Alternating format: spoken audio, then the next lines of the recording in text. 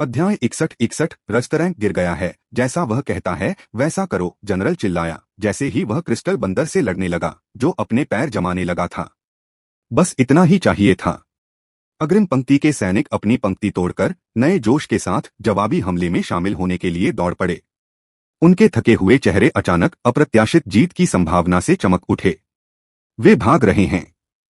ये कमीने सचमुच भाग रहे हैं। एक बूढ़ा सिपाही हंसा और भागते हुए भेड़िए पर अपना भाला चलाया। अभी जश्न मत मनाओ, उसके साथी ने तीर छोड़ते हुए चेतावनी दी। वे सब पीछे नहीं हट रहे हैं। सच तो यह है कि क्रिस्टल एप घायल हो गया था और यह बुरी तरह से घायल था, लेकिन वह अभी भी लड़ाई से बाहर नहीं हुआ था, खासकर एक रक्षात्मक चांदी के जानवर के रूप में। उनके देखते देखते ही उसके क्रिस्टल जैसे उभार फिर से उग आए, घावों को भरते हुए और आगे के हमलों के लिए मजबूत होते गए। एक घेरा बना लो, वेई ने जमीनी स्तर पर पहुंचते ही अपनी टुकड़ी को आदेश दिया। किसी को भी भागने का मौका मत दो। अधिकारियों और जवाबी हमला करने वाली सेनाओं के बीच फंसे राक्षस घबरा गए। उनकी समन्वित वापसी अराजकता में बदल गई। कुछ लड़ने के लिए मुड़े, कुछ भागते रहे और फिर कुछ ने बेवजह घबराहट में अपने ही लोगों पर हमला कर दिया। मैंने राक्षसों को इस तरह टूटते कभी नहीं देखा, एक युवा सैनिक ने हांफते हुए कहा और एक छोटे से लौह श्रेणी के जानवर को एक अनाड़ी लेकिन प्रभावी प्रहार से मार गिराया। मैं भी नहीं। यह पहली बार है कि शहर पर इतने बड़े पैमाने पर राक्षसों की भीड़ ने हमला किया है। उसके दस्ते के नेता ने अपने ब्लेड से खून पोंछते हुए गंभीरता से जवाब दिया। जनरल और उसके दो बचे हुए पीकब्रॉन्ज अधिकारियों ने घायल क्रिस्टल एप को घेर लिया। राक्षस की गति धीमी हो गई थी, दर्जनों घावों से खून बह रहा था, लेकिन उसकी आंखें अभी भी दुष्ट बुद्धि से जल रही थीं। यह कमजोर पड़ रहा है, एक अधिकारी ने जोर जोर से हांफते हुए कहा। एक आखिरी धक्का इसे खत्म कर देगा। जनरल ने तेजी से सिर हिलाया। उसकी चांदी जैसी आभा टिमटिमा रही थी जैसे ही उसने अपनी बची हुई ताकत इकट्ठा की। ठीक है, गर्दन पर निशाना लगाओ जहां क्रिस्टल फिर से नहीं उगे हैं। एथन युद्ध को देखता रहा, संभावनाओं और परिणामों का ठंडे दिमाग से आकलन करता रहा। जवाबी हमला उसकी उम्मीद से कहीं बेहतर काम कर रहा था। राक्षसों की वापसी एक पराजय में बदल गई थी और उनकी लगभग आधी संख्या पहले ही गिर चुकी थी। लेकिन क्रिस्टल एप असली खतरा बना रहा। जब तक वह जिंदा रहेगा तब तक वह अपनी सेनाओं पर फिर से नियंत्रण हासिल कर सकता है। निर्णय लेते हुए एथन जनरल की ओर दौड़ा और एक बार फिर हान वेई की तलवार खींच ली। रुको, उसने पुकारा।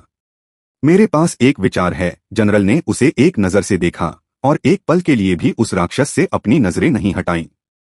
जल्दी करो, मुझे इसकी कमजोरी पता चल गई, एथन ने अपने स्टोरेज रिंग में हाथ डालते हुए बताया।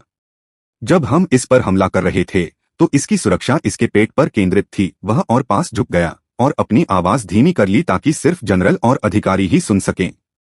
मैं फ्लास से उसका ध्यान भटकाने की कोशिश करूंगा। उसे लगेगा कि हम फिर से वही हमला कर रहे हैं, लेकिन असल में हम सब उसके पेट पर हमला करने की कोशिश करेंगे। जब तक वह अपनी पीठ बचा रहा है तुम उसके पेट पर हमला करो। जनरल की आंखें समझ से सिकुड़ गईं।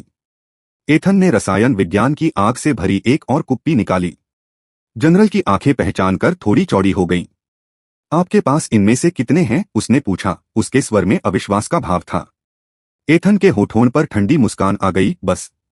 हान वेई की स्टोरेज रिंग में बहुत सारी उपयोगी चीजें थीं। नीचे जवाबी हमला बेरहमी से जारी रहा।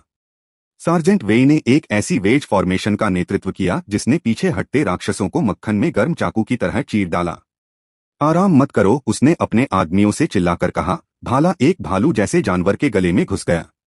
उन्हें जंगल की सीमा में वापस धकेल दो। जैसे ही उसने अपना हथियार निकाला, खून की धार तेजी से फूट पड़ी। वह पहले से ही अपने अगले लक्ष्य की तलाश में था। उसके आदमी उसके पीछे पीछे चल पड़े और जैसे जैसे वे राक्षसों की कतारों में और गहराई तक पहुंचते गए, उनकी टुकड़ी और मजबूत होती गई। एक घायल राक्षस के हमले पर एक युवा रंगरूप चीखा। उसके कवच पर पंजों से ऐसी आवाज आ रही थी जैसे स्लेट पर कीले ठोक रही हों।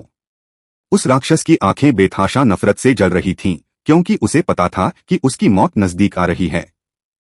मैं तुम्हें पकड़ लूंगा, बच्चे। एक बुजुर्ग सिपाही आगे आया और उस जानवर की खोपड़ी में एक जोरदार वार करके उसे खत्म कर दिया। अपने किनारों पर ध्यान रखना। रंगरूट ने कृतज्ञता से सिर हिलाया और कांपते हाथों से अपना हेलमेट ठीक किया। शुक्रिया। मैंने सोचा था, सोचना कम मारना ज्यादा, अनुभवी ने बीच में ही टोक दिया, हालांकि बेरहमी से नहीं। जब हम जीतेंगे तो तुम डर सकते हो। इस बीच क्रिस्टल एप एक और हमले के लिए तैयार हो गया। उसकी छाती भारी सांसों से धड़क रही थी, दर्जनों घावों से खून टपक रहा था, फिर भी वह भयानक रूप से शक्तिशाली बना हुआ था। क्रिस्टलीय वृद्धि ऊर्जा से भरी हुई थी, जो सबसे कमजोर क्षेत्रों को बचाने के लिए कठोर हो रही थी।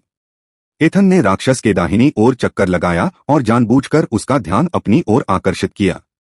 अब जनरल ने अपने अधिकारियों को चिल्लाकर कहा, फॉर्मेशन 3 पीक ब्रॉन्ज के अधिकारी पूर्ण समन्वय के साथ आगे बढ़े। उनके समन्वित आगे बढ़ने में वर्षों के प्रशिक्षण का स्पष्ट प्रभाव दिखाई दे रहा था।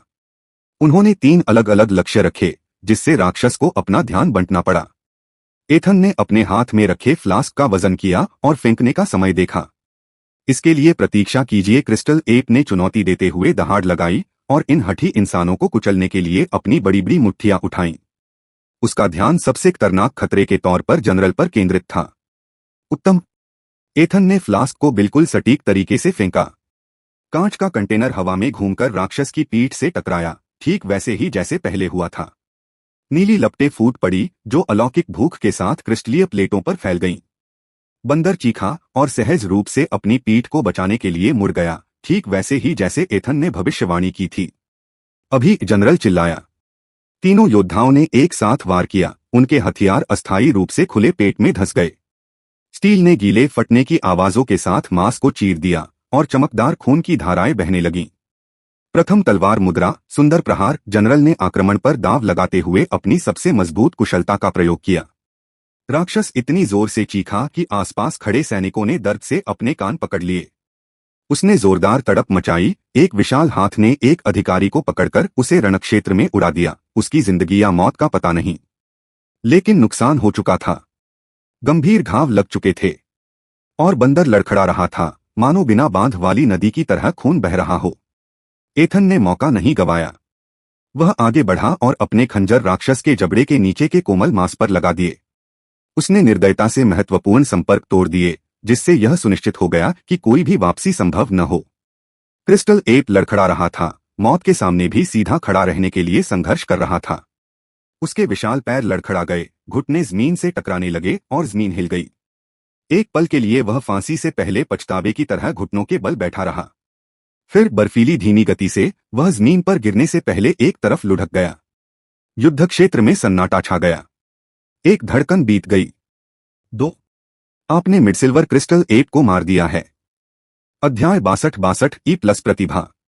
फिरोसियस जानवर क्रिस्टल एप भक्षण रैंक मध्यरजत crystal hardening talent D grade silver rank गिर गया है। हजारों गले से चीखें निकली, जो जंगल की आग की तरह रणक्षेत्र में फैल गईं। अनुभवी सैनिक गले मिले, जबकि खून से सने रंगरूट अविश्वास से उस असंभव जीत को देख रहे थे जो उन्होंने अभी अभी हासिल की थी। जनरल ने धीरे से सांस छोड़ी। युद्ध क्षेत्र का जायजा लेते हुए उसके कंधों से तनाव उतर गया। उसके कवच पर खून की धारियां पसीने और धूल के साथ मिल गई थीं। अंततः मुझे लगा कि मैं मरने वाला हूं। दीवार के उस पार चिकित्सक उस अधिकारी के पास दौड़े, जिसे बंदर के भारी मुक्के ने उड़ा दिया था। वह आदमी टूटे हुए पत्थर पर पड़ा था। उसकी छाती हल्की सांसों के साथ ऊपर नीचे हो रही थी। जिंदा तो था, लेकिन मुश्किल से।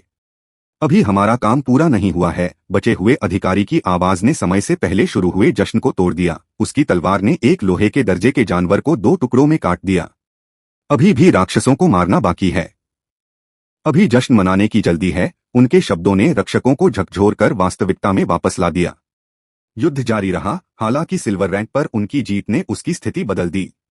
एक अनुभवी भालाधारी, जिसने दृढ़ निश्चय के साथ लड़ाई लड़ी थी, अब भागते हुए भेड़िए जैसे जानवर को चीरते हुए हंसा। घंटों की तनावपूर्ण खामोशी के बाद उसकी आवाज चौंकाने वाली थी। वे भाग रहे हैं। देखो, ये कमीने भाग रहे हैं। एक जवान सिपाही, जो कुछ मिनट पहले डर से स्तब्ध था, अब आगे बढ़ा। आतंक की जगह खून की प्यास ने ले ली। दीवार के लिए, गिरे हुए लोगों के लिए युद्ध के मैदान में पराजय जारी रही। शिकारी शिकार बन गए, जबकि रक्षकों ने अपनी बढ़त बनाए रखी और भागते हुए राक्षसों पर बिना किसी दया के वार किया। एथन ने जनरल की ओर देखा, फिर उसकी निगाह क्रिस्टल एप की विशाल लाश पर टिक गई। क्या मैं इसे ले सकता हूं? उसने राक्षस की ओर इशारा किया। शायद मैं इसके कोर के साथ सिल्वर रैंक तक पहुंच सकूं। दूसरों के लिए शक्ति का मतलब उसके लिए निश्चितता था, लेकिन वह रहस्य सिर्फ उसका ही था। जनरल के होठों पर एक अनोखी मुस्कान थी, तथा उनके रक्त से सने दांत दोपहर की धूप में चमक रहे थे। तुम इसे पा सकते हो। तुम इसके लायक हो। उसने एथन के कंधे को थोड़ी देर के लिए थामा। तुम्हारे बिना हम जीत नहीं पाते। एथन ने कृतज्ञता में सिर हिलाया, क्योंकि गिरा हुआ जानवर उसके भंडारण रिंग में गायब हो गया। धन्यवाद। कोई बात नहीं। जनरल ने अपनी तलवार साफ की। उसकी नजरें दीवार के दूर के हिस्सों पर टिकी थीं। शहर के बाकी हिस्सों पर अभी भी हमला हो रहा है। मैं दक्षिणी हिस्से की ओर जाऊंगा। उसकी निगाह एथन पर टिक गई। उसके चेहरे पर गणना स्पष्ट थी। क्या आप उत्तरी भाग की ओर जाना चाहते हैं? मैं दक्षिणी भाग की ओर जाना पसंद करूंगा। जनरल की भौहें तन गईं, आंखों में पहचान झलक रही थी। उत्तरी भाग, जनरल हान का इलाका। एथन के इनकार ने बहुत कुछ कह दिया। ठीक है, उसने सिर हिलाया। मैं उत्तरी भाग की ओर जाऊंगा। एथन मुड़ गया। वह पहले से ही शहर की ओर तेजी से बढ़ रहा था। हान वेई के पिता की मदद करना मेरे लिए पागलपन होगा। मैं खुद को सोने की थाली में परोसकर दुश्मन के हवाले कर दूंगा। वह दीवार की सीढ़ियों से नीचे उतरकर गायब हो गया, और उसकी तेज गति उसे चौंके हुए सैनिकों के बीच से होते हुए आगे गलियों की भूल भुलिया में ले गई। इमारतें धुंधली सी दिखाई दी। जैसे ही वह आगे क्या होने वाला है उसके लिए एकांत की तलाश में था। एक ढही हुई दुकान ने उनका ध्यान आकर्षित किया। छत ढह गई थी, दीवारें आंशिक रूप से खड़ी थीं। यह एकदम सही था, क्योंकि कोई भी यह नहीं देख पा रहा था कि वह क्या करने जा रहा है। एथन अंदर घुसा और अपनी एकांतता की पुष्टि करते हुए अपनी स्टोरेज रिंग से क्रिस्टल एप की लाश निकाली।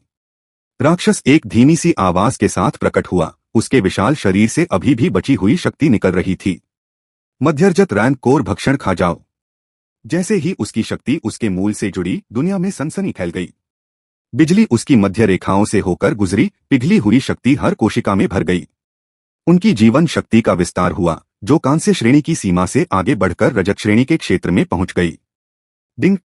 आपकी जीवन शक्ति निम्न सिल्वर रैंक तक पहुंच गई है। क्रिस्टल एप रूपांतरण के लिए उपलब्ध है। लॉ संवर्धन क्रिस्टल हार्डनिंग E+ में विकसित हो गया है। एथन ने धीरे से सांस छोड़ी। मानव एथन ब्रैंडन रैंक निम्न सिल्वर प्रतिभाएं क्रिस्टल हार्डनिंग E+, बढ़ी हुई गति E, सटीकता वृद्धि F+, पुनर्जनन F+, अग्नि F+, सुरक्षा कवच F, जल F, वायु F, मानसिक वृद्धि F, खंजर चलाना F, रूपांतरण क्रिस्टल एप मध्यरजत शैडोफैंग वुल्फ शीर्षकांस्य रेजरबैक सुअर शीर्षकांस्य भूरा भालू शीर्षकांस्य काला भृंग उच्चकांस्य स्तर 4 स्वास्थ्य अंक 1500 मन अंक 1200 शक्ति 120 चपलता 120 बुद्धिमत्ता 120 जीवन शक्ति 150 निःशुल्क विशेषताएं 15 कौशल बुनियादी फुटवर्क नौसिखिया 20%। कमचांदी, वह दहलीज जो असली ताकत को आम जनता से अलग करती थी। एक ऐसे शहर में जहां कांस्य श्रेणी के लोग अभिजात वर्ग का हिस्सा थे, रजत श्रेणी के लोग खाद्य श्रृंखला में सबसे ऊपर थे। उन्हें 2 उंगलियों पर गिना जा सकता था, और वह अभी अभी उनके दल में शामिल हुआ था। उसकी नजर बंदर के विशाल शरीर पर पड़ी। खा जाओ। +6 जीवन शक्ति। शक्ति उसकी हड्डियों, मांसपेशियों और उसके सार में समा गई। जीवन शक्ति 156। उसकी प्रतिभा और रजत रैंक के कारण जो खतरे कुछ ही घंटों पहले उसे नष्ट कर सकते थे, अब वे भी संभव हो गए। क्रिस्टल एप के रूपांतरण के साथ मुझे लगता है कि केवल नगरस्वामी ही मुझे मार सकता है। मैंने खुद को कम आंका था। शायद मुझे उत्तरी भाग में जाना चाहिए था। अगर जनरल हान ने भी कोई बेवकूफी की होती तो मैं उसे भी खत्म कर सकता था। एथन ने खंडहर हो चुकी इमारत से बाहर कदम रखा, जो सामान्य अवलोकन के लिए अदृश्य थी। एक रजतरैंक शिकारी। शहर की सड़कें खाली हो चुकी थीं। नागरिक अपने घरों में दुबके हुए थे और दीवारों से दूर से आती युद्ध की चीखें गूंज रही थीं। एथन की बढ़ी हुई गति दक्षिणी जिले की ओर दौड़ते हुए उसके लिए बिल्कुल उपयुक्त थी। उसके शरीर में एक धुंधली गति थी जिसे आम आंखें नहीं देख पातीं। वह लिन के रेस्टोरेंट के पास से थोड़ा आगे निकल गया। उसे राहत मिली क्योंकि उसे कोई गड़बड़ी महसूस नहीं हुई। अस्थायी बैरिकेड्स बरकरार थे। जबरदस्ती घुसने का कोई निशान नहीं था। मैं ठीक हूं, अंदर ही रहो, वह चिल्लाया और अपनी गति धीमी नहीं की। जवाब में एक पर्दा हिला। किसी ने उसकी आवाज सुनी। अच्छा हुआ, फिलहाल वे सुरक्षित थे, जिसका मतलब था कि वह बड़े खतरे पर ध्यान केंद्रित कर सकता था। दक्षिणी दीवार सामने दिखाई दे रही थी। कई दरारों से धुआं उठ रहा था। चीखें और दहाड़े युद्ध के विशिष्ट कोलाहल में घुल मिल गई थीं। सैनिक राक्षसों की लहरों से बेतहाशा लड़ रहे थे। उनके कांस्य रैंक वाले अधिकारी हमले के तेज होने के साथ साथ एकजुटता बनाए रखने के लिए संघर्ष कर रहे थे। एथन ने स्थिति का आकलन करते हुए परिधि पर गति धीमी कर दी। उसकी निगाहें दीवार के पार युद्ध क्षेत्र को देखने लगीं। फेरोसियस जानवर पैंथर रैंक मध्यरजत स्पीड टैलेंट D ग्रेड। अध्याय 63 panther ferocious beast panther rank mid silver speed talent D grade. यह गोरिल्ला से ज्यादा मुश्किल होगा क्योंकि इसे मारना ज्यादा मुश्किल है, लेकिन मेरी क्रिस्टल हार्डनिंग प्रतिभा और उच्च जीवन शक्ति के साथ मैं अपेक्षाकृत सुरक्षित हूँ। मैं वानर में भी बदल सकता था, लेकिन मैं ऐसा नहीं करना चाहता क्योंकि जनरल को पहले से ही पता था कि मैं यहाँ जाऊंगा। यह विशालकाय जानवर युद्ध के मैदान में शिकारी जैसी शान से घूमता था तथा इसके आधी रात के काले फर से विरोधियों के दिलों में भय उत्पन्न हो जाता था। एथन ने उसकी गति का विश्लेषण किया। वह इतनी तेज थी कि उसकी आंखों से उसका पता लगाना मुश्किल था। उसकी नजर उसके विरोधियों पर पड़ी।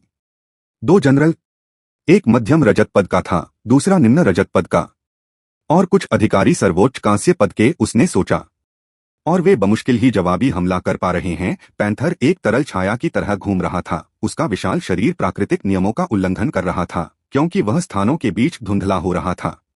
एक क्षण वह 30 मीटर दूर बैठा था, अगले ही क्षण वह सैनिकों की पंक्ति के पीछे प्रकट हो गया। उसके पंजे पहले से ही कवच और मांस को चीर रहे थे। फॉर्मेशन बनाए रखें, मिडसिल्वर जनरल दहाड़ा। उसकी चांदी जैसी आभा चमक उठी जब उसने उस राक्षस के हमले को रोका। उनकी टक्कर से युद्ध क्षेत्र में सदमे की लहरें दौड़ गईं, उनके पैरों तले पत्थर टूट गए। एक पल के लिए तो वे बराबरी पर लग रहे थे, जब तक कि पैंथर गायब नहीं हो गया। कहाँ जनरल का प्रश्न मर गया जब पंजे उसकी पीठ पर रगड़ने लगे और उसका खून बहने लगा। लोसिल्वर जनरल अपने साथी की सहायता के लिए दौड़ा तथा उसकी ब्लेड केंद्रित ऊर्जा के चाप में घूम रही थी। इसे घेर लो, इसे लक्ष्यों को अलग थलग मत करने दो, बहुत देर हो गई। पैंथर पहले ही गायब हो चुका था और कांस्य रैंक के सैनिकों के एक दल के बीच पुनः प्रकट हुआ। शवों के गिरने से खून बहने लगा और उनकी चीखें बंद होने से पहले ही जानवर चला गया। इतने बड़े आकार की कोई चीज इतनी तेजी से कैसे चल सकती है?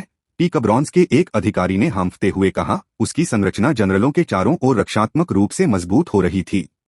मिडसिल्वर जनरल ने अपने चेहरे से खून पोंछा। उसकी हर पंक्ति में निराशा साफ झलक रही थी। यह हमारे साथ खिलवाड़ कर रहा है, मानो उसका आकलन सुनकर पैंथर टूटी हुई दीवार के एक हिस्से के ऊपर प्रकट हुआ। उसकी चांदी जैसी आंखें शिकारी बुद्धिमत्ता के साथ रक्षकों को देख रही थीं। आधी रात हो चुकी है, रोए लहरा रहे हैं और मांसपेशियां एक और हमले के लिए तनावग्रस्त हैं। मेरे इशारे पर जनरल ने कहना शुरू किया। वह जानवर पहले से ही हिल रहा था, एक धुंधली सी गति जिसे ट्रैक करना मुश्किल था। वह पीकब्रॉन्स के अधिकारियों के पीछे दिखाई दिया और दूसरों के प्रतिक्रिया देने से पहले ही उसके पंजे एक की रीढ़ चीर रहे थे। धिक्कार है, जनरल का ब्लेड हवा में चीरता हुआ पैंथर की ओर तेजी से भाग गया। हमें इसे पकड़कर रखना होगा। धनुर्धारियों, आग को दबाओ, लोसिल्वर जनरल ने आदेश दिया। उसकी आवाज में हताशा थी। चौड़ा पैटर्न, आसमान में तीरों की बौछारें इतनी तेज थीं कि किसी भी आम लक्ष्य के लिए उनसे बच पाना नामुमकिन था। लेकिन पैंथर बिल्कुल भी साधारण नहीं था। वह प्रक्षेपास्त्रों के बीच से गुजरता रहा और कभी कभी उन्हें लगभग लापरवाही से हटा भी देता। यह काम नहीं कर रहा है। मिडसिल्वर जनरल का चेहरा गुस्से और लाचारी से विकृत हो गया। यह हमें और भी थका रहा है। पैंथर फिर से उसके ठीक सामने प्रकट हुआ। उसकी चांदी जैसी आंखें उसकी आंखों से मिली। कमांडर की सहज बुद्धि ने तुरंत काम करना शुरू कर दिया और उसका ब्लेड पैंथर से टकराने के लिए पहले ही निकल पड़ा। लेकिन यह एक गलती थी, एक घातक गलती। पैंथर एक बार फिर गायब हो गया और जनरल के पीछे आ गया। शी जनरल, सावधान। पास में खड़ा एक अधिकारी अपने कमांडर के लिए बने प्रहार को झेलते हुए आगे बढ़ा। उस आदमी के बलिदान से बस कुछ सेकंड ही बचे। पैंथर के पंजे उसके शरीर को चीरते हुए जनरल के गले की ओर बढ़ते गए। जब जनरल ने असंभव गति से वार किया तो चांदी की आभा भड़क उठी। धातु पंजे से टकराई जिससे दोनों लड़ाके पीछे की ओर फिसल गए। पीकांस्य अधिकारी को इतनी सहजता से मरते देख एथन को आगे आना पड़ा। मैं इस पैंथर के विरुद्ध किसी भी आश्चर्यजनक हमले को अलविदा कह सकता हूं। उसने एक गहरी सांस ली और अपनी शक्ति का परिचय दिया। उसके चारों ओर चांदी जैसी ऊर्जा फूट पड़ी जिसने पूरे युद्ध क्षेत्र में उसकी उपस्थिति का संकेत दे दिया। प्रतिक्रिया तत्काल हुई। हर किसी का ध्यान उस दीवार की ओर गया जहां एथन खड़ा था, नवजात चांदी की शक्ति से लदा हुआ। पैंथर की नजरें उसकी ओर मुड़ गईं। उसकी शिकारी प्रवृत्ति एक नए खतरे को पहचान गई। दोनों जनरल ऊपर की ओर देखने लगे। उनके खून से सने चेहरों पर अविश्वास साफ झलक रहा था। आखिर यह आदमी कौन है? लोसिल्वर जनरल ने अपने घायल शरीर को पकड़ते हुए बुदबुदाया। ताकतवर जनरल ने आंखें सिकोड़ लीं। चांदी का ऐसा रैंक जो मैंने पहले कभी नहीं देखा। और वो इतना जवान है, शहर में सिल्वर रैंक वालों के लिए एक दूसरे को न जानना नामुमकिन था। उनकी संख्या बहुत कम थी, उनकी ताकत इतनी ज्यादा थी कि उन्हें गुमनाम नहीं रखा जा सकता था। फिर भी वहां एक बिल्कुल अजनबी खड़ा था जो सिल्वर रैंक की ताकत बिखेर रहा था। हो सकता है आज वो कामयाब हो गया हो, पर फिर भी मैंने उसका चेहरा पहले कभी नहीं देखा। एथन दीवार से कूद गया और उसकी बढ़ी हुई गति उसे पल भर में दूर तक ले गई। वह सहज भाव से जनरलों के पास उतरा, उसके पैरों तले जमीन थोड़ी सी फट गई। आप कौन हैं? मिडसिल्वर जनरल ने रक्षात्मक ढंग से अपना आभामंडल फैलाते हुए पूछा। एथन ब्रैंडन नाम देखकर लोग उसे घूरने लगे। न कोई पहचान, न कोई परिचय। तुम्हारे बारे में कभी नहीं सुना, लोसिल्वर जनरल ने साफ साफ कहा। तुम किस जिले से हो? एथन ने उनकी सवालिया निगाहों को नजरअंदाज कर दिया और पैंथर पर ध्यान केंद्रित किया। वह राक्षस दूर से चक्कर लगा रहा था और अब जब तीसरा सिल्वर रैंक समीकरण में आ गया था तो युद्ध के मैदान का पुनर्मूल्यांकन कर रहा था। अभी यह जरूरी नहीं है, उसने राक्षस की ओर इशारा किया। क्या तुमने कोई कमजोरी पहचानी है? मिडसिल्वर जनरल बर्खास्तगी से नाराज हो गए, लेकिन आवश्यकता ने गर्व पर विजय प्राप्त कर ली। यह अनिश्चित काल तक उस गति को बनाए नहीं रख सकता, उसने अनिच्छा से उत्तर दिया। अपनी गति प्रतिभा का अधिकतम उपयोग करने के बाद 3 सेकंड का कूलडाउन होता है। एथन ने सिर हिलाया। अगर हम लंबे समय तक इसका फायदा उठाने लायक नहीं बचे तो यह कोई बड़ी कमजोरी नहीं है। बिल्कुल, जनरल का जबड़ा हताशा से कस गया। हम हमलों का सही समय तय करने की कोशिश में पहले ही 17 आदमी खो चुके हैं। पैंथर ने करीब आना शुरू कर दिया था और जाहिर तौर पर यह निर्णय लिया था कि 3 सिल्वर रैंकों के लिए अधिक सतर्क दृष्टिकोण की आवश्यकता है। एथन उसकी गतिविधियों को देख रहा था, उसका मन संभावनाओं पर विचार कर रहा था। मेरे पास एक योजना है, उन्होंने घोषणा की। यह उसके व्यवहार के पैटर्न पर निर्भर करती है। आपने कहा था कि यह सबसे बड़े खतरे को सबसे पहले निशाना बनाती है। हाँ, लोसिल्वर जनरल ने अपने वरिष्ठ की ओर इशारा किया। यह ज्यादातर हमले उसी पर केंद्रित कर रहा है। बिल्कुल सही, एथन मिडसिल्वर जनरल की ओर मुड़ा। तुम चारा बनोगे। जब वह हमला करे तो बचाव मत करो, जवाबी हमला करो। उसे भागने के लिए अपनी गति प्रतिभा का इस्तेमाल करने पर मजबूर करो। और फिर जनरल ने संदेह से पूछा। जैसे ही वह दोबारा प्रकट होता है, हम एक साथ 3 दिशाओं से हमला करते हैं। वह हम सबको चकमा नहीं दे सकता। अध्याय 64 तेंदुआ। 2 जनरलों ने संदेह भरी नजरों से एक दूसरे को देखा, लेकिन सहमति में सिर हिला दिया। उनके पास इससे बेहतर कोई विकल्प नहीं था। मेरे इशारे पर एथन ने अपनी तलवारें निकालते हुए कहा। तीनों फैल गए, एक त्रिकोण बना लिया जिसके सिरे पर मिडसिल्वर जनरल था। पैंथर ने इस पुनर्गठन को दिलचस्पी से देखा। अब एथन चिल्लाया। मिडसिल्वर जनरल ने अपनी आभा को उत्तेजक ढंग से फैलाया, जिससे राक्षस का ध्यान उसकी ओर आकर्षित हुआ। राक्षस ने तुरंत प्रतिक्रिया दी और एक धुंधली गति में गायब होकर अपने चुने हुए शिकार के ठीक सामने प्रकट हो गया। जनरल ने उसके हमले का जवाब एक क्षैतिज वार से दिया, जिसका उद्देश्य हमले को रोकना नहीं बल्कि जानवर के पार्श्व भाग पर प्रहार करना था। जैसा कि अनुमान लगाया गया था, पैंथर ने अपनी गति प्रतिभा को सक्रिय कर दिया और ब्लेड के लगने से पहले ही गायब हो गया। 3 एथन ने जानवर के ऊर्जा हस्ताक्षर पर नजर रखते हुए गिनती की। 2 1 ठीक जैसे ही कूलडाउन खत्म हुआ, पैंथर 15 मीटर दूर प्रकट हुआ। उसी क्षण तीनों सिल्वर रैंक्स ने अलग अलग कोनों से हमला कर दिया। लोसिल्वर जनरल का भाला उसके पिछले पैर की ओर बढ़ा। मिडसिल्वर जनरल ने उसके सिर पर निशाना साधते हुए एक संकेंद्रित ऊर्जा विस्फोट किया।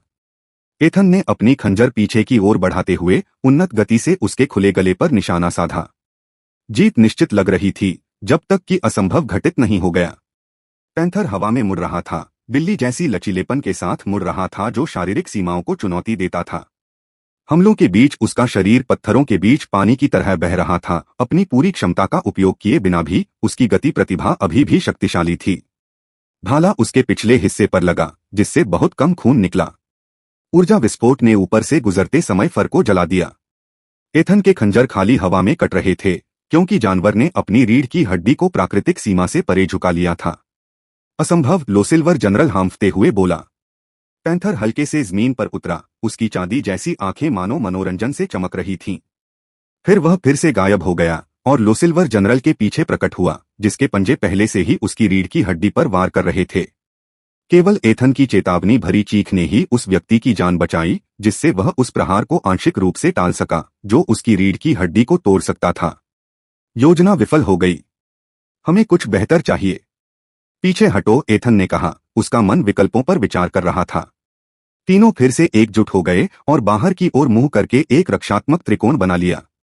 पैंथर ने उनका घेरा बना लिया, कभी कभी छल किया, लेकिन कभी पूरी तरह से नहीं। यह हमारा अध्ययन कर रहा है, मिडसिल्वर जनरल ने गुर्राते हुए कहा। एथन ने गंभीरता से सिर हिलाया, यह बंदर से भी ज्यादा चालाक है। उत्तरी दीवार पर क्रिस्टल एप जनरल की आंखें अचानक संदेह से सिकुड़ गईं। तुम्हें इसके बारे में कैसे पता? यह मूर्खतापूर्ण और लापरवाही भरा था। ऐसा नहीं कहना चाहिए था। मैंने इसे दूर से देखा, एथन ने ध्यान भटकाते हुए कहा। मुझे इसके हमले के तरीकों के बारे में सब कुछ जानना है। यह अपनी गति प्रतिभा का सबसे ज्यादा इस्तेमाल कब करता है? लोसिल्वर जनरल अपनी अस्थायी पट्टी से खून रिश्ते देख सिहर उठा। जब यह घायल होता है। यह हमेशा चोट लगने के तुरंत बाद गायब हो जाता है। यह ऐसी चीज है जिसका मैं उपयोग कर सकता हूं। मेरे पास एक और योजना है, एथन ने कहा। यह ज्यादा आसान है। मैं इसे घायल कर दूंगा, जिससे इसकी गति क्षमता सक्रिय हो जाएगी। जैसे ही यह फिर से प्रकट होगा, हमने कोशिश तो कर ली है, मिडसिल्वर जनरल ने बीच में ही टोकते हुए कहा। हम अंदाजा नहीं लगा सकते कि यह फिर कहां दिखाई देगा। तुम्हें इसकी जरूरत नहीं है, एथन ठंडे स्वर में मुस्कुराया। मैं छलांग के दौरान इसका पता लगा सकता हूं। दोनों जनरलों ने अविश्वास और नए सम्मान के मिश्रण से उसकी ओर देखा। कैसे? लोसिल्वर जनरल ने अंततः पूछा। मेरे अपने तरीके हैं, जनरल ने सिर हिलाया। उसने गलती से पूछ लिया था। किसी की प्रतिभा और तौर तरीकों के बारे में पूछना एक जानामाना वर्जित काम था। अभी या कभी नहीं, एथन ने जोर देकर कहा। मुझ पर भरोसा करो या नहीं, लेकिन जल्दी से फैसला करो। दोनों जनरलों ने एक दूसरे को देखा। युद्ध क्षेत्र में दशकों की साझेदारी उस एक नजर में बहुत कुछ बयां कर रही थी। हम आपके बताए रास्ते पर चलेंगे, वैसे भी हम ज्यादा कुछ नहीं कर पाए, मिडसिल्वर जनरल ने फैसला किया। क्या योजना है? मैं सीधे उससे भिड़ता हूं, उसे मुझे घायल करने पर मजबूर करता हूं। एथन की आवाज चिकित्सीय और तटस्थ रही। जब वह ऐसा करेगा तो अपनी गति प्रतिभा का इस्तेमाल करके पीछे हट जाएगा। मैं उसके प्रक्षेप पथ पर नजर रखता हूं और उसके गंतव्य का पता लगाता हूं। आप अपनी पूरी ताकत से उसे रोकते हैं। जैसा कि मैंने देखा है, उसका गंतव्य आमतौर पर 30 मीटर के दायरे में होता है। क्या आप इसके लिए संभावित रूप से घातक घाव सहने को तैयार हैं? लोसिल्वर जनरल ने अविश्वास से पूछा। मैं एक वार से बच सकता हूं। आगे की बातचीत का इंतजार किए बिना वह उनकी रक्षात्मक संरचना से आगे बढ़ा। चक्कर लगा रहे शिकारी की ओर बढ़ते हुए उसकी चांदी जैसी आभा जानबूझकर उत्तेजक ढंग से चमक उठी। आओ बिल्ली, उसने पुकारा। देखते हैं तुम्हारे पास क्या है। पैंथर की चांदी जैसी आंखें उस पर टिकी थीं, इस नए खतरे का अंदाजा लगाते हुए। वह तैयारी में अपनी मांसपेशियां सिकोड़ते हुए उसके करीब आने लगा। एथन ने अपनी मुद्रा में जानबूझकर एक खुलापन दिखाया, इतना सूक्ष्म कि यथार्थवादी लगे, इतना स्पष्ट कि लुभावना लगे। उसने अपने खंजर ऐसे कोण पर रखे थे कि उसका बायां हिस्सा स्पष्ट रूप से कमजोर लग रहा था। पैंथर ने शुरुआती हमले के लिए अपनी गति क्षमता का इस्तेमाल किए बिना ही हमला कर दिया। उसके पंजे कमजोर समझी जा रही चीज पर वार करने लगे। एथन ने पहले वार को बड़ी मुश्किल से रोका, लेकिन जश्न मनाने का समय ही नहीं था, क्योंकि दूसरा वार पहले वार से भी तेज था। पैंथर के पंजे पहले से ही उसकी छाती की ओर बढ़ रहे थे। क्रिस्टल सख्त। एथन ने तुरंत अपनी नई प्रतिभा को सक्रिय कर दिया। उसकी छाती पर क्रिस्टल दिखाई देने लगे। पंजों ने उसकी छाती को चीर डाला। क्रिस्टल हार्डनिंग ने उसकी आंतों को तो फटने से बचा लिया, लेकिन मांस के फटने से होने वाले तेज दर्द को नहीं रोका। जमीन पर खून बिखरा हुआ था। पैंथर ने अपने स्थापित पैटर्न का पालन करते हुए संभावित जवाबी हमले से बचने के लिए तुरंत अपनी स्पीड प्रतिभा को सक्रिय कर दिया। एथन की समझ में समय धीमा पड़ गया। जानवर का रूप धुंधला हो गया, लेकिन उसकी आंखें उस पर नजर रख पा रही थीं, बमुश्किल। चांदी की ऊर्जा के निशान का पीछा करते हुए जैसे वह युद्ध क्षेत्र में घूम रहा था। दक्षिण पूर्व। वह 30 मीटर दक्षिण पूर्व की ओर इशारा करते हुए चिल्लाया। 1 सेकंड। जनरलों ने तुरंत प्रतिक्रिया दी और तैयार हथियारों के साथ उसे रोकने के लिए आगे बढ़े। मिडसिल्वर जनरल ने एक विनाशकारी विस्फोट के लिए ऊर्जा जुटाई, जबकि उसके अधीनस्थ ने भाले का वार तैयार किया, जिसका निशाना उस जगह था जहां जानवर के महत्वपूर्ण अंग दिखाई देने वाले थे। 2 सेकंड। 1। पैंथर ठीक उसी स्थान पर पहुंचा जहां एथन ने भविष्यवाणी की थी, और वह अपने अगले लक्ष्य का आकलन करने के लिए मुड़ चुका था। उसे जाल को पहचानने का समय नहीं मिला। मिडसिल्वर जनरल के ऊर्जा विस्फोट ने उसे सीधे सीने पर मारा, और उसकी सघन शक्ति ने मिडनाइट फर के नीचे की क्रिस्टलीय हड्डी को चकनाचूर कर दिया। साथ ही लोसिल्वर जनरल के भाले ने उसके पार्श्व को भेदते हुए उसके महत्वपूर्ण अंगों में गहराई तक धंस गया। जानवर सचमुच दर्द से चीखा। पूरी लड़ाई में उसने पहली बार ऐसी आवाज निकाली थी। वह लड़खड़ा गया, उसके बड़े बड़े घावों से खून बह रहा था, लेकिन अभी भी यह पराजित नहीं हुआ था। हताश क्रोध के साथ इसने एक बार फिर अपनी गति प्रतिभा को सक्रिय किया और जनरलों के हमले से गायब हो गया।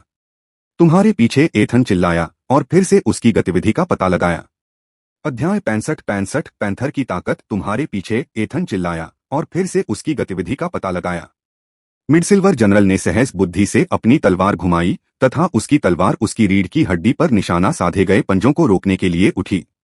पैंथर के पंजों पर धातु की तीखी आवाज हुई, जिससे वह मात्र कुछ सेंटीमीटर के अंतर से वार को रोक सका।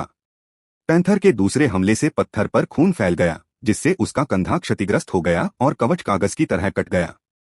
जनरल ने घुरघुराहट के साथ कहा, लेकिन अपनी जगह पर डटा रहा और चांदी की माला से सुसज्जित जवाबी वार से राक्षस को पीछे धकेल दिया। कुछ बदल गया था। पैंथर की आंखों से चमक गायब हो गई, उसकी जगह क्रूरता ने ले ली। यह हमारे साथ खेलना बंद कर चुका है। यह घायल है, लोसिल्वर जनरल ने पुकारा।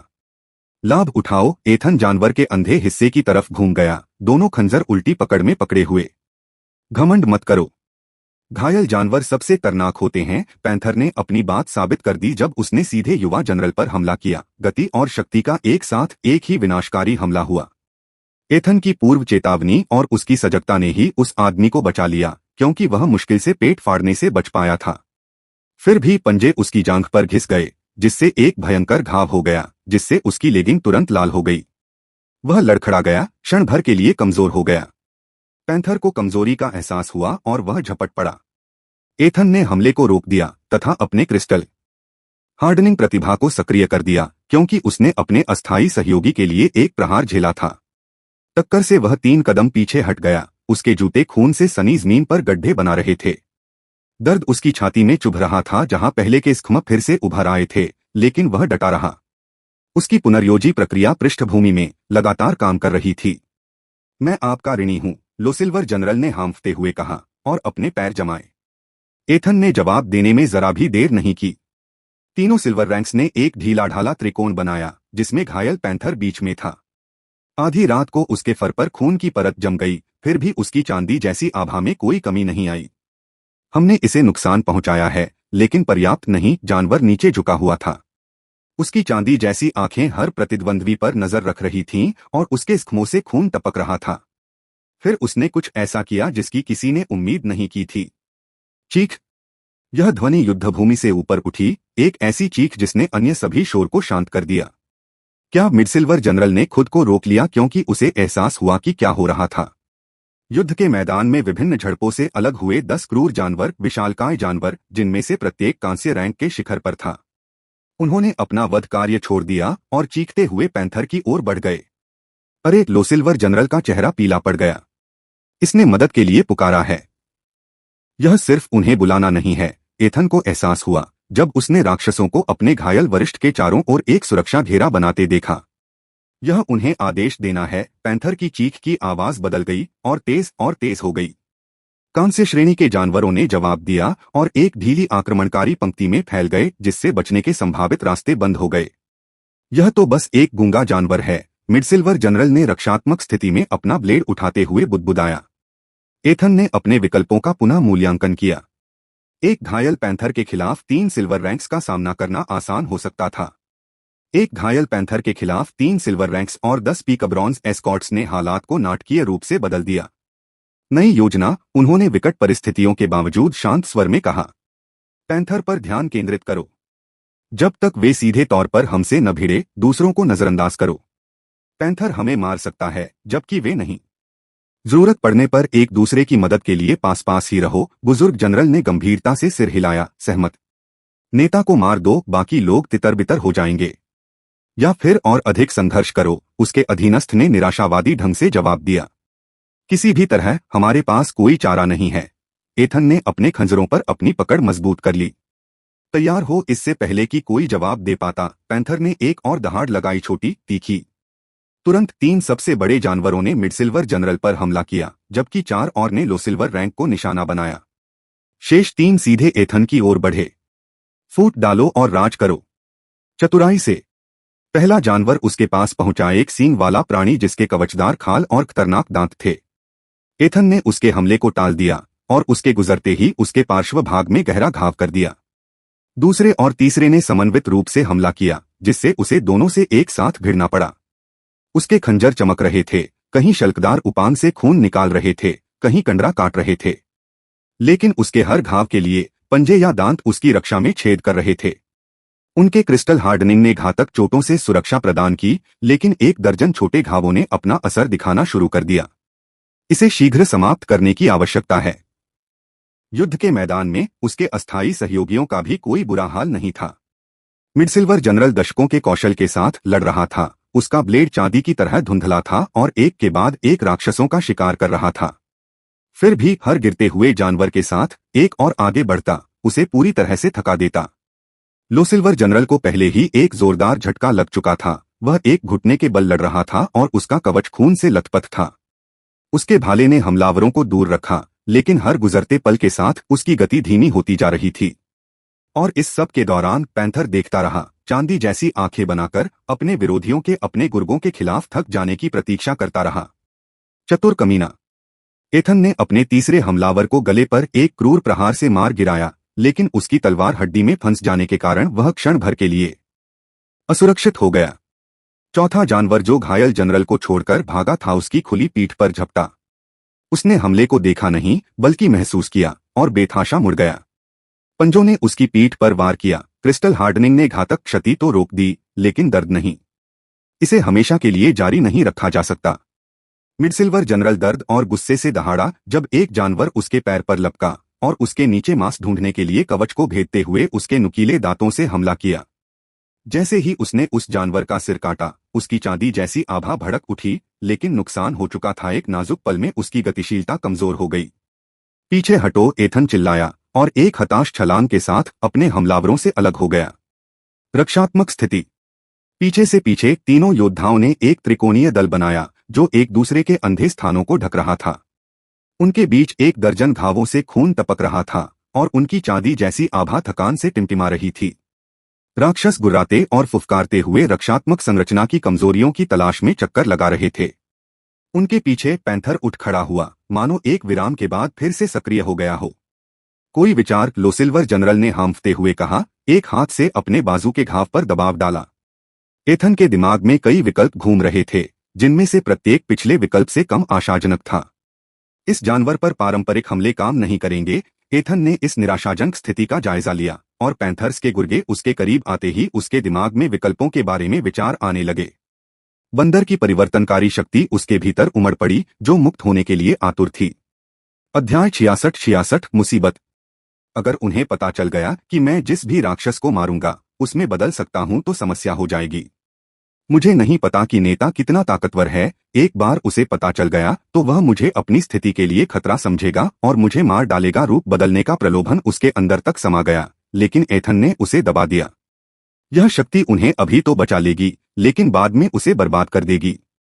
रेस्तरां की राजनीति घातक थी। अभूतपूर्व परिवर्तन क्षमताओं वाले एक रहस्यमय नवागंतुक को संभावित खतरे के रूप में समाप्त कर दिया जाएगा, इससे पहले कि वह खुद को स्थापित कर सके। दूसरी बात, मुझे परवाह नहीं कि वे जिंदा रहें या मरें। अगर जरूरत पड़ी तो मैं उनके मरने का इंतजार करूंगा, फिर थोड़ी देर छिपकर बंदर का रूप धारण कर लूंगा। हाँ, हालांकि वह नहीं चाहता था कि वे मरें, लेकिन उसे अपने फायदे के बारे में सोचना था, खासकर इस जैसी दुनिया में। सिर्फ 5 जानवर बचे हैं, उसने सेनापतियों को पुकारा, जो चारों ओर से घेरे हुए राक्षसों के सामने पीठ से पीठ मिलाकर खड़े थे। मैं उन्हें खत्म कर दूंगा, जबकि तुम पैंथर को व्यस्त रखोगे। मिडसिल्वर जनरल ने भौहें चढ़ाई। अगर हम वहां न हो तो वह चीज तुम्हें टुकड़े टुकड़े कर देगी। उसे मौका नहीं मिलेगा। एथन की आंखें पैंथर की हरकतों पर नजर रखते हुए सिकुड़ गईं। यह जानवर जानता है कि हमने इसे पहले भी रक्षात्मक स्थिति में रखा था। यह अपने गुर्गों के बिना सीधे युद्ध में लौटने का जोखिम नहीं उठाएगा। अगर मैं उन्हें खत्म कर दूंगा तो या तो यह भाग जाएगा या फिर हम तीनों का सामना करने के लिए मजबूर हो जाएगा। दोनों जनरलों ने एक दूसरे को देखा। युद्ध क्षेत्र में दशकों की साझेदारी एक ही नजर में बहुत कुछ बयां कर रही थी। करो, सीनियर जनरल ने फैसला किया। हम बिल्ली को व्यस्त रखेंगे। एथन बिना किसी और बातचीत के आगे बढ़ गया उसकी बढ़ी हुई गति उसे सबसे नजदीकी कांस्य श्रेणी के राक्षस की ओर ले जा रही थी। उसके खंजर चमक उठे, खोपड़ी और रीढ़ के बीच के जोड़ पर। जानवर अपनी उपस्थिति दर्ज कराने से पहले ही गिर पड़ा। पैंथर उसकी रणनीति भांपकर दहाड़ा। उसने सावधानी से चक्कर लगाना छोड़ दिया और सीधे एथन पर टूट पड़ा, और उसके पंजे जानलेवा वार के लिए फैले हुए थे, जैसा कि उन्होंने भविष्यवाणी की थी। जनरलों ने पूरी तरह से अवरोध उत्पन्न कर दिया। मिडसिल्वर रैंक के ब्लेड ने पैंथर को अपना हमला रोकने पर मजबूर कर दिया, जबकि उसके अधीनस्थ के भाले ने उसे पुनः हमला करने से रोक दिया।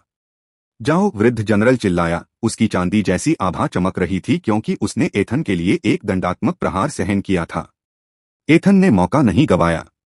वह बचे हुए राक्षसों के बीच से गुजरा, हर वार अधिकतम दक्षता के लिए किया। क्रिस्टल हार्डनिंग ने उसे जवाबी हमलों से बचाया और पैंथर्स के समर्थकों को व्यवस्थित रूप से खत्म कर दिया। पहला जानवर गिर गया, उसका गला खुल गया।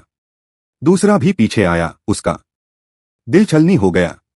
तीसरा तब गिर पड़ा जब एथन का ब्लेड उसके जबड़े के नीचे लगा। प्रत्येक हार के साथ पैंथर का क्रोध बढ़ता गया तथा जनरलों के विरुद्ध उसके हमले और भी अधिक हताशापूर्ण होते गए। जब जानवर ने आक्रामकता के लिए रक्षा का त्याग किया तो उसके कई घावों से चांदी जैसा खून बहने लगा। यह काम कर रहा है। जीव जानता है कि वह स्थिति पर नियंत्रण खो रहा है। 2 राक्षस बचे थे, दोनों ही कांस्य पदक के शिखर पर पहुंचे विशालकाय नमूने। उनके समन्वित हमलों ने दिन भर कमजोर योद्धाओं को धूल चटाई थी, फिर भी अब वे रक्षात्मक थे। पहला जानवर ओब्सीडियन पंजों वाला एक विशालकाय भालू जैसा प्राणी एथन और उसके साथी के बीच रक्षात्मक स्थिति में खड़ा था। एथन ने स्वयं को समन्वित हमले के लिए तैयार कर लिया था, जो कभी नहीं हुआ। इसके बजाय पीछे वाला जानवर, एक लकड़बग्घा जैसा राक्षस, उस भेड़िए के ऊपर बैठा था जिसे एथन ने कुछ क्षण पहले ही मार डाला था। उसने लाश को बर्बरतापूर्वक फाड़ डाला। क्या यह उसी को खा रहा है जिसे मैंने अभी मारा है? जीव के जबड़े बिना रुके काम कर रहे थे, मांस नहीं खा रहे थे, बल्कि किसी खास चीज की तलाश में थे। जब वह वक्ष गुहा तक पहुंचा तो उसकी हरकतें रुक गईं। गल्प मृत पशु का मूल उसके गले में समा गया, पूरा निगल लिया गया तथा उसकी आंखों में आदिम भूख चमक उठी। यह विकसित होने का प्रयास कर रहा है। एथन का पहला विचार तुरंत हमला करने का था, खतरे को खत्म करने का, इससे पहले कि वह उसकी क्षमता से बाहर हो जाए।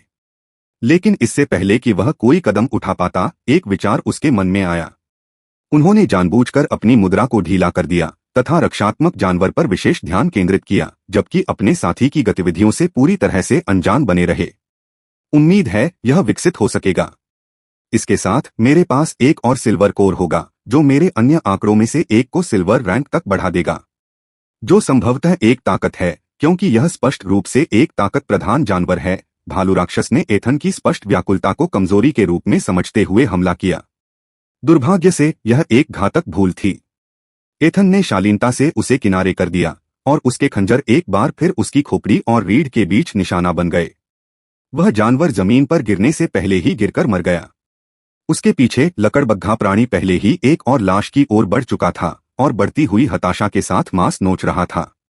जैसे ही पहले कोर की ऊर्जा उसके पूरे शरीर में फैलती, उसकी हड्डियों की प्लेटें हल्की चमक के साथ चमकने लगतीं। एथन ने ऐसा दिखावा किया कि उसे कुछ ध्यान नहीं है तथा उसने जानबूझकर अपनी पीठ मोड़ ली तथा पैंथर के विरुद्ध युद्ध में जनरलों के साथ शामिल हो गया। उसकी श्रवण शक्ति ने दूसरे कोर के भस्म होने की विशिष्ट ध्वनि को पकड़ लिया।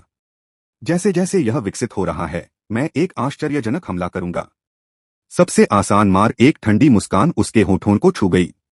पैंथर को कुछ गड़बड़ का आभास हुआ। उसकी चांदी जैसी आंखें एथन और उस उभरते हुए जानवर के बीच घूम रही थीं। एक पल के लिए वह अपनी लड़ाई जारी रखने और अपने नाजुक बदलाव के दौरान अपने अनुचर की रक्षा करने के बीच फंसा हुआ सा लग रहा था। हालांकि एथन की मुद्रा और जिस तरह से उसने विकसित हो रहे जानवर को नजरअंदाज किया, उससे उसे लगा कि एथन ने उसे नोटिस नहीं किया। इसलिए उसने बचाव पर ध्यान केंद्रित करने का फैसला किया जब तक कि दूसरा जानवर उसकी मदद के लिए विकसित नहीं हो गया। हिचकिचाहट के उस क्षण की उसे भारी कीमत चुकानी पड़ी।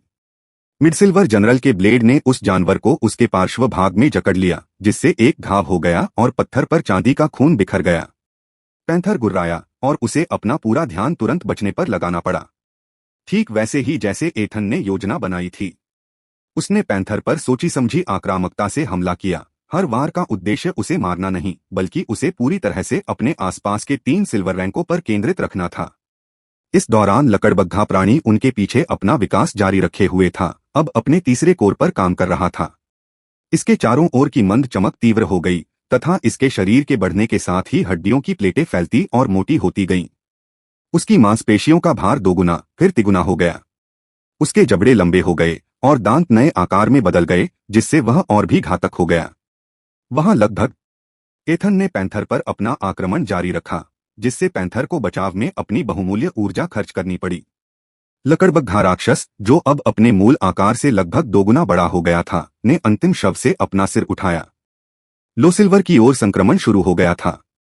अध्याय 67 शक्ति का विकास रजत रैंक तक। अब एथन ने पैंथर से एक पीछे की ओर छलांग लगाई जो पीछे हटने का संकेत दे रही थी। जनरलों ने, जो उसकी रणनीति से अनभिज्ञ थे, क्षण भर के लिए भ्रमित हुए उस राक्षस के विरुद्ध अपनी बढ़त बना ली। निर्मित अराजकता के उस क्षण में एथन ने दिशा बदल दी। उन्नत गति उसे सीधे विकसित हो रहे राक्षस की ओर ले गई। परिवर्तन के बीच में फंसे उस प्राणी को उसके आने का आभास बहुत देर से हुआ।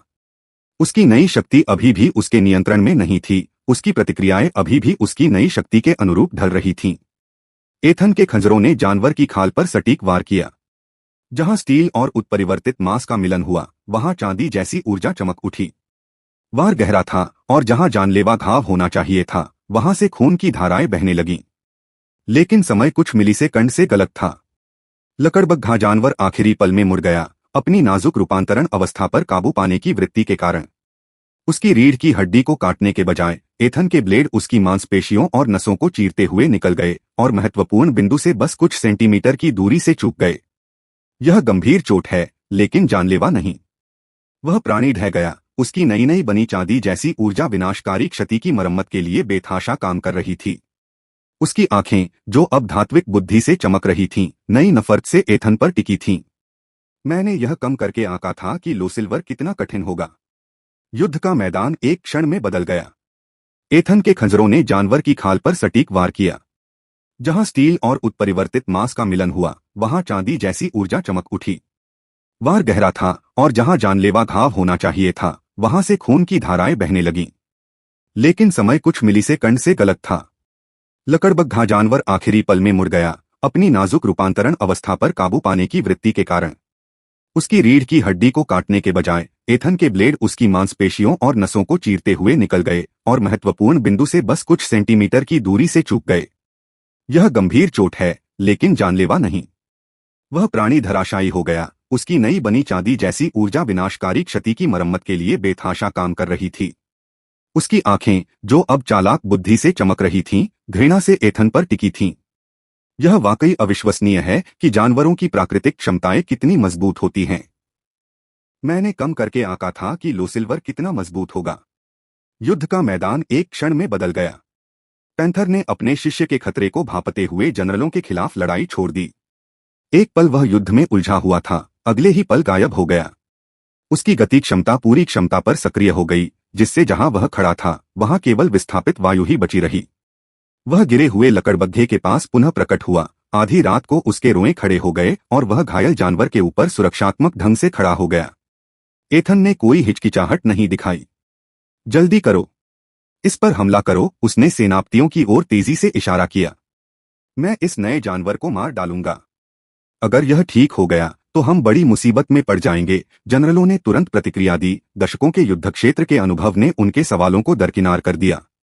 उन्होंने पैंथर पर विपरीत कोनों से हमला किया, जिससे पैंथर को अपना ध्यान अपनी रक्षा और अपने विकसित होते अधीनस्थ की रक्षा के बीच बंटना पड़ा। एथन ने चक्कर लगाया, कोई रास्ता ढूंढते हुए। लकड़बग्घे का घाव पहले ही भर चुका था। चांदी की ऊर्जा खतरनाक गति से मांस को बुन रही थी। अब इसे खत्म करने की जरूरत है। वह झपटा और खंजर जानवर के खुले गले पर तान दिए। पैंथर ने उसके आने का आभास पा लिया और बचाव की मुद्रा छोड़कर उसे रोकने की कोशिश की। पंजों ने हवा में उस जगह चीर दिया जहां एथन कुछ पल पहले था, और उसकी बढ़ी हुई गति उसे उसकी पहुंच से थोड़ा दूर ले गई। जनरलों ने अपनी बढ़त का फायदा उठाया और पैंथर को पीछे हटने या उनके समन्वित हमले का सामना करने के लिए मजबूर कर दिया।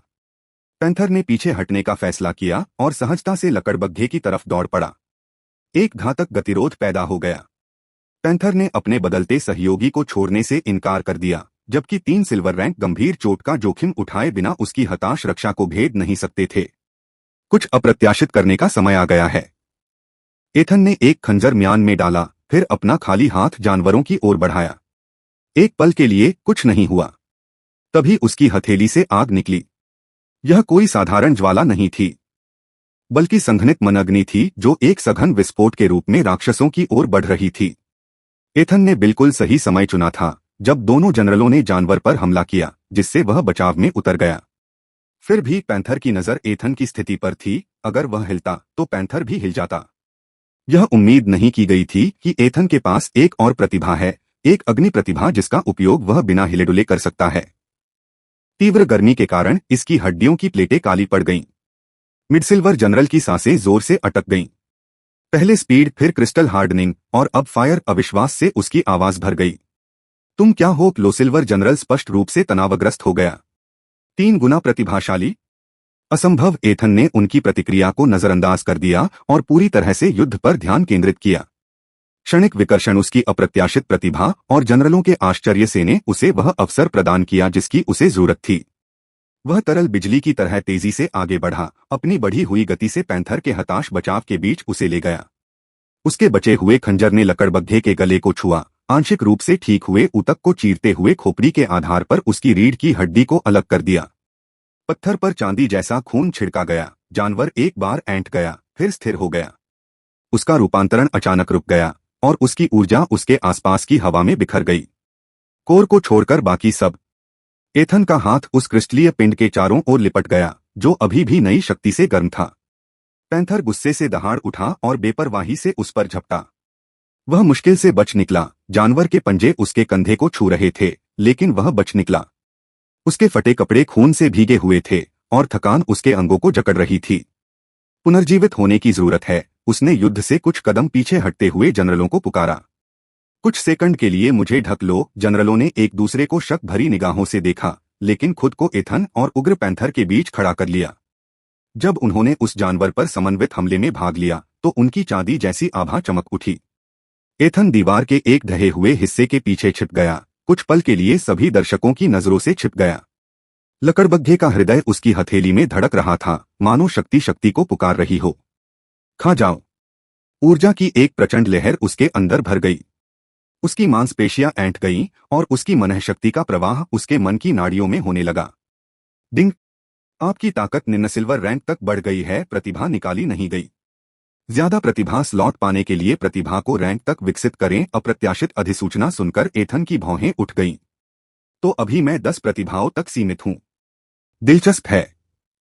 उसके पास इसके निहितार्थों पर विचार करने का समय ही नहीं था। लड़ाई बस कुछ ही मीटर की दूरी पर जारी थी। पैंथर अपनी आसन्न हार को भांपते हुए नए जोश के साथ लड़ रहा था। एथन के शरीर में शक्ति का संचार हुआ, उसकी मांसपेशियों में नई शक्ति का संचार हुआ। जहां पहले उसे लंबी लड़ाई के कारण थकान महसूस होती थी, अब ऊर्जा उसमें उमड़ रही थी। अब इसे खत्म करने का समय आ गया है। वह विस्फोटक शक्ति के साथ पुनः युद्ध में शामिल हो गया। उसकी प्रत्येक गतिविधि उसकी नई उन्नत शक्ति से और भी अधिक तीव्र हो गई। अध्याय 68 एक वर्सेस 1। जब उसका खंजर पैंथर के पार्श्व भाग से टकराया तो वह पहले से 2 गुना गहरा गया। जानवर दर्द से कराह उठा, उसके गहरे स्खम से खून बह रहा था। उसके हमले और बचाव की क्षमता लगातार बढ़ती जा रही थी, क्योंकि एथन की नई ताकत के सामने अब वह संतुलन नहीं बना पा रहा था। तब एथन ने उसकी आंखें देखीं। उस क्षण एथन को पता चल गया कि क्या होने वाला है। यह चलने वाला है। पैंथर ने मिडसिल्वर जनरल की ओर छलांग लगाई, फिर अचानक युद्ध से पूरी तरह विमुख हो गया। उसकी गति प्रतिभा पूरी क्षमता से सक्रिय हो गई और उसे चांदी की धारियों वाले धुंधलेपन में युद्ध क्षेत्र से दूर ले गई। दूर जंगल की ओर चल पड़े। यह भाग रहा है, लोसिल्वर जनरल चिल्लाया। मिडसिल्वर रैंक ने गाली दी, छोड़ो भी। हमने बहुत कुछ कर लिया है। लेकिन एथन पहले से ही आगे बढ़ रहा था। उन्नत गति सक्रिय हो गई। उसकी नई उन्नत शक्ति ने प्रतिभा की प्रभावशीलता को और बढ़ा दिया। वह पीछे हटते हुए जानवर के पीछे दौड़ा, हवा में उस विकृति का अनुसरण करते हुए जहां उसके गुजरने से धूल उड़ रही थी। तुम क्या कर रहे हो? जनरल ने पीछे से पुकारा। छोड़ो भी। यह जोखिम उठाने लायक नहीं है। एथन ने चेतावनी को नजरअंदाज कर दिया और उसकी गति तेज हो गई। पैंथर आगे दिखाई दे रहा था, दोपहर के परिदृश्य में। आधी रात का धुंधलापन। उनके बीच की दूरी धीरे धीरे कम हो गई। मैं पकड़ रहा हूं। उसे यह एहसास अजीब लगा। पैंथर की स्पीड का हुनर उससे बेहतर था। तार्किक रूप से इससे अंतर बढ़ना चाहिए था, उसे पाटने का मौका नहीं मिलना चाहिए था। कुछ तो गड़बड़ थी। जंगल के किनारे से 50 मीटर पहले पैंथर की गति अप्रत्याशित रूप से धीमी हो गई।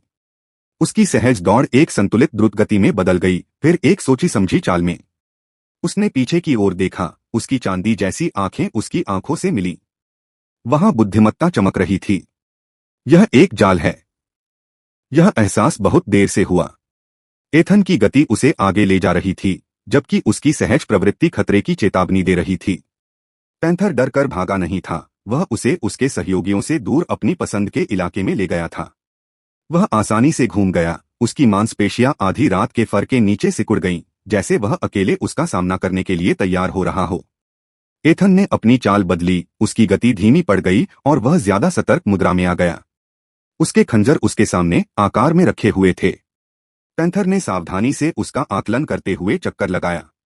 हालांकि वह ज्यादा ताकतवर था, लेकिन उसके सामने वाला इंसान किसी भी तरह कमजोर नहीं था। जब से वह प्रकट हुआ था, वह लगातार हारता जा रहा था। उन्हें कम आंकना कोई विकल्प नहीं था, लेकिन उन्हें विश्वास था कि वे जीत सकते हैं। उसके रोए खून से सने हुए थे, लेकिन उसके स्ख्म अब नहीं रिस रहे थे। फिर भी उसमें कमजोरी के कोई लक्षण नहीं दिख रहे थे। अब सिर्फ हम दोनों, एथन ने जानवर के चक्कर लगाने के अंदाज में धीरे से कहा। अब कोई ध्यान भटकाने वाली बात नहीं। पैंथर की चांदी जैसी आंखें सिकुड़ गईं, उसकी बातों को पशुवृत्ति से परे की बुद्धिमत्ता समझ रही थी। वह उनके बीच की अदृश्य सीमा पर कमजोरी ढूंढता हुआ टहल रहा था। एथन ने अपनी रक्षात्मक मुद्रा बनाए रखी और जानवर को पहले कदम उठाने दिया। समय ने तेंदुए का साथ दिया, लेकिन जानवर इंतजार करने का इरादा नहीं रखता था। वह विस्फोटक गति से हमला करता हुआ आधी रात के फर और चमकते पंजों का धुंधला सा रूप ले गया। एथन ने उसे किनारे कर दिया और उसकी गति और बुनियादी फुटवर्क कौशल ने उसे मिलीमीटर से बचने में मदद की। जवाबी हमला। उसके खंजर ने जानवर के पार्श्व भाग पर एक हल्का घाव कर दिया, जिससे खून बहने लगा। पैंथर गुर्राया, लेकिन अपनी गति नहीं रोकी, और जैसे ही वह एक और हमले के लिए चक्कर लगाने लगा, उसकी गति प्रतिभा सक्रिय हो गई। एथन ने उसकी गति पर नजर रखी, उसकी समझ को बेहतर बनाया, जिससे उसे उसके प्रक्षेप पथ का अंदाजा लगाने में मदद मिली। इस बार उसका सामना आक्रमण से सीधे हुआ। उसकी हथेली से आग की एक सघन बौछार निकली, जिसने पैंथर को अपना रुख बदलने पर मजबूर कर दिया। वह जानवर हवा में ही लड़खड़ा गया, उसके पंजे उसके गले से मिलीमीटर भर दूर रह गए। लेकिन इस युद्धाभ्यास से उसका पक्ष उजागर हो गया। एथन का खंजर मांस पर लगा, जिससे गहरा घाव हो गया, जिससे वास्तविक दर्द की चीख निकली। जंगल के फर्श पर खून बिखरा हुआ था। पैंथर अपनी घायल पीठ को सहारा देते हुए अजीब तरह से उतरा। उसकी चांदी जैसी आंखों ने उसे नई सतर्कता के साथ फिर से देखा। इसकी उम्मीद नहीं थी। वह मुस्कुराया। अब वह जानवर और भी सावधानी से चक्कर लगा रहा था, अंधाधुंध हमला करने के बजाय हिसाब किताब लगा रहा था। उसकी शिकारी निगाहों में पशुवृत्ति से परे की बुद्धिमत्ता झलक रही थी। एथन उसकी हरकतों का पीछा कर रहा था, उसके खंजर तैयार कोण पर थे। आओ, वह बुदबुदाया। दिखाओ क्या है तुम्हारे पास। म्याऊ म्याऊ। पैंथर की मांसपेशियां सिकुड़ गईं, जिससे एक और हमले का संकेत मिला। एथन जवाबी हमले के लिए तैयार हो गया, केवल यह देखने के लिए कि जहां जानवर होना चाहिए था, वहां खाली हवा थी। उसकी पीठ पर दर्द का एक विस्फोट हुआ जब उसके पंजे चमड़े और मांस को चीरते हुए आगे बढ़े। स्पीड टैलेंट एक छलावा था, जिससे पैंथर उसकी समझ से परे तेजी से उसके पीछे चक्कर लगा रहा था। एथन लड़खड़ाता हुआ आगे बढ़ा, उसके फटे कपड़े खून से भीग गए। उसकी शीर्ण प्रतिभा सहज रूप से सक्रिय हो गई और एक पारदर्शी अवरोध टिमटिमाकर अस्तित्व में आ गया ताकि आगे के हमले को रोका जा सके। पैंथर के पंजे ईथर ऊर्जा से टकराए, जिससे ढाल टूट गई। यद्यपि ढाल टूट गई, लेकिन इससे बहुत सी क्षति दूर हो गई, क्योंकि उसका क्रिस्टल शरीर बिना किसी चोट के उस हमले से बचाव करने में सक्षम था। अब चार तोड़े। कैसे इंसान? मानो उसने यह विचार जोर से कहा हो। वह जानवर कई कदम पीछे हट गया तथा उसने अपने द्वारा उत्पन्न खतरे का पुनः आकलन किया। एथन ने इस क्षणिक राहत को व्यर्थ नहीं गवाया। उसने अपनी घायल पीठ पर हाथ रखकर खून बहना बंद कर दिया, क्योंकि उसकी पुनर्जनन क्षमता ने घाव भरने की प्रक्रिया को तेज कर दिया था। यह घाव को कुछ ही सेकंड में पूरी तरह से भरने के लिए तो पर्याप्त नहीं था, लेकिन सबसे ज्यादा खून बहने से रोकने के लिए पर्याप्त था। पैंथर ने एक और हमला किया। यह ज्यादा नपातुला था। वह आगे की ओर बढ़ा, बाईं ओर से छला, फिर दाईं ओर से वार किया। एथन ने अदृश्य शक्ति पवन का प्रयोग करके जवाब दिया, जिससे जानवर छलांग लगाते समय थोड़ा लड़खड़ा गया, क्योंकि यह अप्रत्याशित था। पैंथर गुर्राया क्योंकि उसका रास्ता बदल गया था। उसके पंजे निशाने से कुछ इंच दूर रह गए थे। यही तो एथन चाहता था। लेकिन जानवर ने जल्दी ही खुद को ढाल लिया। उसका अगला हमला हवा के बहाव से नीचे नीचे से हुआ और उसने एथन के पैरों को निशाना बनाया। वह उछला, उसके पैर उसे वार के ऊपर ले गए। पानी उसके हाथ के चारों ओर इकट्ठा हो गया और ब्लेड में बदल गया, जिसे उसने नीचे की ओर फेंका। पैंथर एक तरफ मुड़ा, लेकिन इतनी जल्दी नहीं। एक पानी का ब्लेड उसके कंधे में लग गया और उसे चीरता हुआ निकल गया। इससे उसे मामूली चोट लगी थी, ज्यादा गंभीर नहीं, क्योंकि उसकी पानी की क्षमता उतनी मजबूत नहीं थी। वे एक दूसरे के सामने उतरे, दोनों भारी सांसें ले रहे थे। जानवर अब आत्मविश्वास से भरा नहीं लग रहा था। उसकी चांदी जैसी आंखों में गणना की जगह उलझन ने ले ली थी। उसने इस इंसान से जो भी उम्मीद की थी, 5 विशिष्ट प्रतिभाएं उसकी समझ से परे थीं। लेकिन अभी तक इसे हराया नहीं गया था। पैंथर तेजी से आगे बढ़ा, बीच में ही दिशा बदली और फिर पूरी तरह से गायब हो गया। उसकी गति क्षमता पूरी क्षमता से सक्रिय हो गई, जिससे इतनी तेजी से धुंधलापन पैदा हो गया कि एथन की बढ़ी हुई समझ भी उसे पकड़ नहीं पाई। जैसे ही उसके पंजे उसके मांस पर पड़े, दर्द उसके शरीर में फैल गया। वह अपनी ढाल का उपयोग करने में असमर्थ था, क्योंकि इससे उसे अपनी इच्छा से अधिक मान की हानि होती। उन्हें अपने क्रिस्टल टैलेंट का उपयोग करके हमले को मजबूत करना पड़ा, जो अभी भी हमले को पूरी तरह से रोकने के लिए पर्याप्त नहीं था। एथन के घूमते ही घास पर खून के छींटे पड़ने लगे तथा उसका खंजर खाली हवा में वार करने लगा। वह जानवर पहले ही गायब हो चुका था और दूसरे हमले के लिए चक्कर लगा रहा था। यह काम नहीं कर रहा है। अपनी तमाम खूबियों के बावजूद पैंथर की गति उससे कहीं ज्यादा थी। हर वार के साथ उसे नए जख्म मिलते गए, जबकि वह जानवर उसके बराबर नुकसान पहुंचाने से पहले ही भाग जाता था। समीकरण बदलने का समय आ गया है। एथन ने हवा में उस विकृति पर नजर रखी जिससे पैंथर की गति का पता चल रहा था। वह सावधानी से चक्कर लगा रहा था, एक और बिजली गिरने की तैयारी में। उत्तम। उसने जानबूझकर अपनी सतर्कता कम कर दी, जिससे एक ऐसा मौका बन गया जिसे नजरअंदाज करना मुश्किल था। जानवर ने चारा खा लिया और सीधे उसकी खुली पीठ पर हमला कर दिया। अब परिवर्तन सक्रिय क्रिस्टल एप मध्यरजत एथन के चारों ओर चांदी के तूफान के साथ बिजली का विस्फोट हुआ। उसका शरीर विस्फोटक रूप से फैल गया, उसकी मांसपेशियां अमानवीय अनुपात में फूल गईं। उसकी त्वचा पर क्रिस्टल फूट पड़े, जो कठोर होकर अभेद्य कवच में बदल गए। अध्याय 69 ई+ स्पीड टैलेंट परिवर्तन सक्रिय क्रिस्टल एप मध्यरजत एथन के चारों ओर शक्ति का एक रजत तूफान सा फैल गया तथा जैसे ही उसका रूपांतरण हुआ, हवा ऊर्जा से भर गई। उसका शरीर विस्फोटक ढंग से फैल गया, मांसपेशियां अमानवीय अनुपात में फूल गईं, जबकि उसकी त्वचा पर क्रिस्टलीय संरचनाएं फूट पड़ी, जो कठोर होकर एक अभेद्य कवच में बदल गईं, जो कभी वानर के पास था। यह परिवर्तन कुछ मिलीसेकंड में पूरा हो गया तथा पैंथर के हमले का मुकाबला करने के लिए इसका समय बिल्कुल सही था। जब एथन का रूपांतरण समाप्त हुआ, तब जानवर पहले से ही छलांग लगा रहा था। उसका शरीर घातक इरादे से धुंधला था। पैंथर के पंजे, जो स्टील को चीरने के लिए पर्याप्त तीखे थे, एथन की क्रिस्टल प्लेटेड छाती पर कांच पर हीरे की तरह आवाज करते हुए चले। टक्कर से चिंगारियां निकलीं और एथन 2 कदम पीछे हट गया। जानवर की ताकत काफी थी, यहां तक कि उसकी बदली हुई अवस्था के खिलाफ भी। उसके कवच में जहां पंजों ने उथले गड्ढे छोड़ दिए थे, वहां दर्द उसे चुभ रहा था।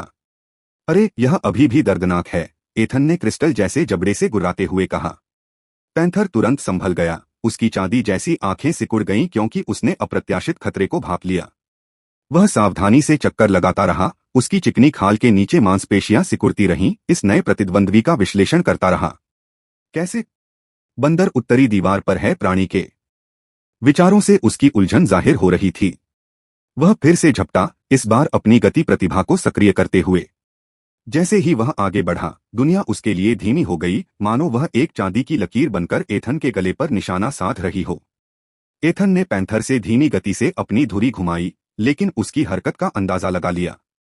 उसकी विशाल मुट्ठी एक चाप में घूमी, जिससे पैंथर का सिर तो नहीं लगा, लेकिन धड़ से जा टकराई। इस झटके से पैंथर पास के एक पेड़ से टकराया और उसका तना टुकड़े टुकड़े हो गया। जानवर हवा में ही होश में आया और अपने पैरों पर खड़े होने के लिए असंभव सी सहजता से मुड़ा। उसने गुर्राहट की, चांदी के खंजर जैसे नुकीले दांत दिखाए और फिर एथन के पैरों पर झपटा, ताकि उस रूपांतरित इंसान को गिरा सके। एथन ने खुद को संभाला, लेकिन पैंथर आखिरी पल में छलांग लगाकर उसकी सुरक्षा को पार कर उसकी पीठ पर गिर पड़ा। पंजों ने उसकी क्रिस्टलीय प्लेटों के बीच गहरी खाइयां खोद दी और नीचे के कोमल ऊतकों को ढूंढ निकाला। एथन वास्तविक दर्द से दहाड़ा और अपने हमलावर को हटाने के लिए पीछे की ओर बढ़ा। पैंथर ने एथन की गर्दन पर अपनी पकड़ मजबूती से बनाए रखी, जहां क्रिस्टल कवच सबसे पतला था। उसने एक कमजोर जगह ढूंढी और जोर से काट लिया। बकवास, एथन चिल्लाया। दर्द ने उसे उत्तेजित कर दिया। उसने अपनी पीठ एक चट्टान से जोर से टकराई, जिससे पैंथर पत्थर और उसके बख्तरबंद शरीर के बीच दब गया। इस झटके से पैंथर की पकड़ इतनी ढीली हो गई कि एथन ने उसका अगला पैर पकड़कर उसे जोर से दूर खींच लिया। एथन की क्रिस्टल वर्धित शक्ति ने हड्डी को एक अस्वाभाविक कोण पर मोड़ दिया, जिससे हड्डी जोर से टूट गई। पैंथर चीखा, एक ऐसी आवाज जिसमें क्रोध और पीड़ा दोनों बराबर मात्रा में मिले हुए थे। खून उसका और जानवर दोनों का एथन की उंगलियों से बह रहा था, क्योंकि वह घायल पैंथर पर अपनी पकड़ बनाए हुए था। वह जीव बेतहाशा छटपटा रहा था। उसके अटूट पंजे एथन की बाहों और छाती में गहरे निशान बना रहे थे। हर वार से एथन में दर्द की लहरें उठ रही थीं, लेकिन एथन ने अपनी पकड़ छोड़ने से इनकार कर दिया। पैंथर की गति प्रतिभा फिर से सक्रिय हो गई और भागने की कोशिश में उसकी हरकतें एक उन्मत्त धुंधली सी हो गईं। उसके बचे हुए पंजों ने एथन के चेहरे पर एक नुकीला छेद बना दिया, जो लगभग उसकी आंख तक पहुंच गया था। एथन लड़खड़ा गया, पल भर के लिए अपने ही खून से अंधा हो गया। पैंथर ने मौके का फायदा उठाया, छूटकर उनके बीच दूरी बना ली। उसने फिर से चक्कर लगाया, अपने टूटे हुए अंग को सहारा देते हुए, लेकिन फिर भी घातक अपने प्रतिद्वंद्वी को नई सतर्कता के साथ नापते हुए। एथन की छाती धड़क रही थी और वह दर्द भरी सांसें ले रहा था। पैंथर को अपनी थकान का एहसास हो गया था। उसने एक और हमले के लिए खुद को तैयार किया। उसकी चांदी जैसे धब्बेदार खाल के नीचे उसकी मांसपेशियां स्प्रिंग की तरह कुंडलित हो रही थीं। एथन ने इसके हमले का इंतजार नहीं किया। वह आगे बढ़ा और अपने विशाल शरीर का इस्तेमाल करके उस जानवर की सुरक्षा को ध्वस्त कर दिया। पैंथर तेजी से एक तरफ भागा, लेकिन एथन ने इसका अंदाजा लगा लिया था और अपने विशाल शरीर के अनुमान से कहीं ज्यादा तेजी से घूम रहा था। उसकी विशाल मुट्ठी ने छलांग लगाते हुए पैंथर का गला कसकर जकड़ लिया, जिससे उसकी गति क्रूरता से रुक गई। पैंथर के बचे हुए पंजे उसकी बाह पर बेतहाशा वार कर रहे थे, क्रिस्टल प्लेटिंग में गड्ढे बना रहे थे, जिससे एथन का खून और बह रहा था। उसके पिछले पैर बेतहाशा लात मार रहे थे, मानो उसे उस तरह जैसे तीखे पंजों से फाड़ देना चाहते हों। एक पंजा ऐसा लगा कि एथन के पेट में एक ऐसा घाव हो गया जो किसी भी सामान्य इंसान को तुरंत मार देता। लेकिन एथन अब केवल मनुष्य नहीं था। दर्द को नजरअंदाज करते हुए उसने अपनी पकड़ धीरे धीरे मजबूत की और महसूस किया कि हड्डियां और उपास्थि उस असहनीय दबाव के नीचे दबने लगी हैं। पैंथर का संघर्ष तेज हो गया, फिर ऑक्सीजन की आपूर्ति कम होने के साथ साथ वह धीरे धीरे कमजोर होता गया। एथन के चेहरे पर नफरत से टिकी उसकी चांदी जैसी आंखें धीरे धीरे धुंधली पड़ गईं। जानवर ने उससे मुठभेड़ से पहले घंटों लड़ाई की थी और उनकी लड़ाई में लगी चोटों ने उसकी बची खुची ताकत भी खत्म कर दी थी। आखिरी झटके के साथ एथन ने अपना हाथ पूरी तरह से बंद कर लिया। रीढ़ की हड्डी के टूटने की आवाज पैंथर की आखिरी घुटन भरी दहाड़ में खो गई। एथन की उंगलियों के बीच खून की धारा बह निकली और राक्षस का संघर्ष अचानक बंद हो गया। मृत्यु शीघ्र ही आ गई। पशु ने जितनी दया दिखाई थी उससे कहीं अधिक दया। एथन ने शव को सावधानी से नीचे उतारा। उसे एहसास था कि उसमें अभी भी कुछ बचा है। पैंथर का अंदरूनी हिस्सा मांस के नीचे धड़क रहा था। उलझे हुए फर के बीच से एक चांदी जैसी रोशनी दिखाई दे रही थी। उसने अपने रूपांतरण को निष्क्रिय कर दिया। उसका शरीर सिकुड़कर मानव आकार में आ गया। क्रिस्टल प्लेटें उसकी त्वचा में धंस गईं, जिससे परिप्रेक्ष्य बदलने के साथ ही वह क्षण भर के लिए भ्रमित हो गया। परिवर्तन निष्क्रिय युद्ध में लगी चोटों को याद करते हुए उसके मानव रूप में दर्द उमड़ पड़ा। कई घावों से खून बह रहा था और उसकी पसलियों में दर्द हो रहा था जहां पैंथर ने उसे लात मारी थी। लेकिन वह जिंदा था, विजयी था, जहां कई लोग गिर जाते। उसके कांपते हाथ ने उस राक्षस के केंद्र को ढूंढ निकाला, जो अभी भी अवशिष्ट ऊर्जा से गर्म था। एक ही दिन में 2 चांदी के केंद्र ज्यादातर जागने वालों के लिए गणना से परे एक बड़ी दौलत। एथन के लिए यह तीव्र प्रगति की दिशा में अगला कदम मात्र है। मध्यरजत रैंक कोर भक्षण खा जाओ, उसने रक्त से सने होठों से फुसफुसाया। जैसे ही उसके शरीर ने कोर की शक्ति को आत्मसात किया, ऊर्जा उसके अंदर प्रवाहित हुई और उसके सबसे बुरे घाव भी भर गए। डिंग! आपकी चपलता निनसिल्वर रैंक तक पहुंच गई है। कोर को खाने के बाद एथन ने पैंथर के शव की जांच की और उस प्राणी की घातक कृपा की सराहना की जिसने उसे लगभग समाप्त कर दिया था। क्रूर जानवर panther speed talent D grade भक्षण रैंक मध्यरजत बिना किसी हिचकिचाहट के उसने पैंथर के शरीर को खा लिया और उसका शेष सार अवशोषित कर लिया। तुमने पैंथर को खा लिया है, आपने E+ प्रतिभा प्राप्त कर ली है, गति आपने +8 चपलता प्राप्त कर ली है, आपने परिवर्तन प्राप्त कर लिया है। पैंथर मध्यरजत एथन ने अपनी स्थिति की जांच की और गंभीर संतुष्टि के साथ परिवर्तनों को देखा।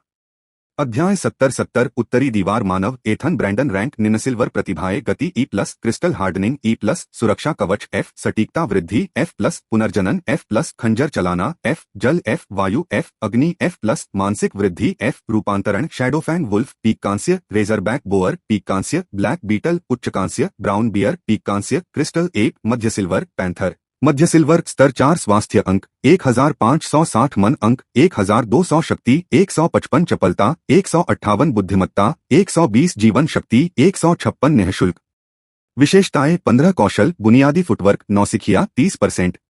सिल्वर रैंक वाले जानवर के साथ जीवन या मृत्यु के संघर्ष के दौरान उनके बेसिक फुटवर्क कौशल में नाटकीय रूप से सुधार हुआ था। जल्द ही वह बड़ी चुनौतियों और बड़े पुरस्कारों के लिए तैयार हो जाएगा। लड़खड़ाते हुए अपने पैरों पर खड़ा हुआ एथन ने टूटे हुए पेड़ों और खून से सनी धरती से घिरे युद्ध क्षेत्र का जायजा लिया। लड़ाई उससे कहीं ज्यादा करीब थी जितना उसने सोचा भी नहीं था। अगली बार वह और भी मजबूत होगा। उन्होंने अपना रूपांतरण समाप्त कर दिया और तेजी से ठीक होने के लिए भूरे भालू के रूप में परिवर्तित हो गए।